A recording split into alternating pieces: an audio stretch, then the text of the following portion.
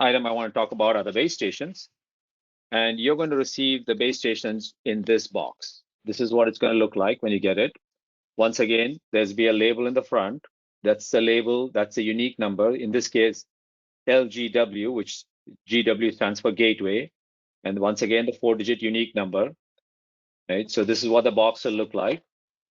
And you'll get as many of them as you've ordered. Once you open them up, just by lifting the lid, you should have this box. Take them out, and so you can see it's pretty small. Right? That's the whole unit. And that's the bottom part. And there are provisions for wall mounting it. And these are obviously the slots for cooling. So you don't want these vents for cooling. You don't want to keep them covered. You can also set them on a desktop. They're little feet that you can keep them desktop. On this side are the ports of interest. There's a USB-C port for charging. This also charges on USB-C. This is the charging port, and this is the Ethernet port. So what this base station needs is two things. One is power, which is delivered via this USB cable, which is included in the box, and I'll show that in a second. And then, of course, you need some way for this device to get onto the internet.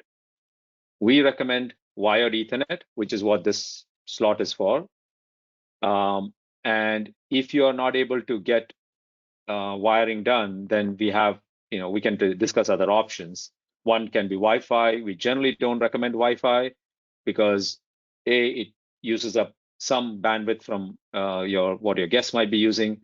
And secondly, Wi-Fi outages and coverage is a bit unpredictable. So while it will work on Wi-Fi, we generally recommend, given that it's a security safety device, we recommend putting it on wired Ethernet. Now, if wiring and Ethernet pulling wires is absolutely not an option, we do have a cellular version of this, and I'm sure you can discuss that with Jeff on how you can get a replacement. And there will be an additional fee because the cellular, it's a direct charge from the operators, because cellular operators will charge a monthly fee for the service. So that will get added to the device or to a monthly fee. Okay, on the back side are two antenna ports.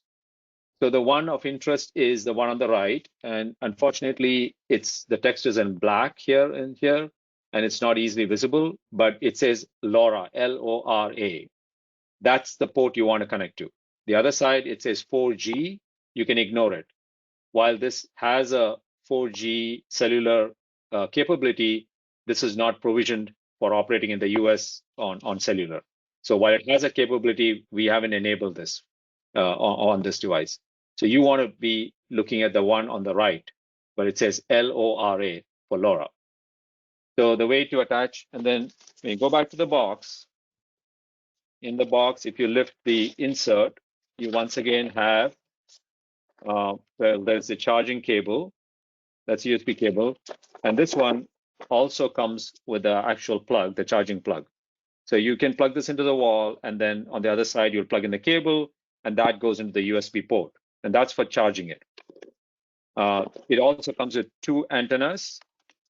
The two antennas, the flat one, you can ignore. That's the 4G one. So you can ignore that, put it back into the box. And this is the longer one, the pointy one is the one that you need to use. So that's the LoRa one. So you take it out, this thing can be moved. It actually says here, it'll say 915, which is the frequency in which it operates. So now you take the box, remove the right side one where it says LoRa, and then just simply screw it in.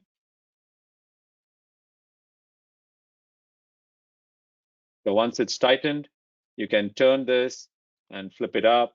So generally, wherever you install it, you want the antenna pointing up. So if you put it on the wall, you would turn it up like that. If you put it on the desktop, you would put it flat and raise it up like that. Okay, so that's the antenna part. Then you would plug it in and plug in the Ethernet, and turn it on. There is no on switch. As soon as you plug in power, it'll start operating. On the front of it, there are some, again, the labels are there. One is the MAC address, the hardware ID, and then again, the same LGW labeling that is on the box. Again, please keep this. This is what we will ask you for in case we have any issues and we need to refer to the specific device. So these numbers are important.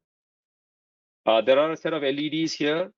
I won't go into specifically what each of them mean because they're not really useful for you guys to really do. What's important is what they show up afterwards when they're operational. So when you turn this on the first time, expect that it is going to take about 1 to 2 minutes before it comes online, because that's the amount of time it needs to power up, negotiate the addresses and so on. If everything is okay, what you should see is that a set of these lights should turn green. Now I'm going to hold up a base station that I already have running here. Hopefully my camera is okay. So this is a base station that's been configured and it's running, right? And now you can see the lights. I'm going to move the antenna out of the way so it doesn't interfere, but you can see the lights. The red one says that power is on. These green lights mean that they're online and providing service. That is what you're looking for. And you can see the cellular side is left open. It comes with an LO cap. You can usually leave that on. But that's what you're looking for once you're done with the install. Okay. I'm going to put that back down here. So that's as far as the base station is concerned. Now, at the end of the base station, well, once you've done this connect and you see the green light, you can actually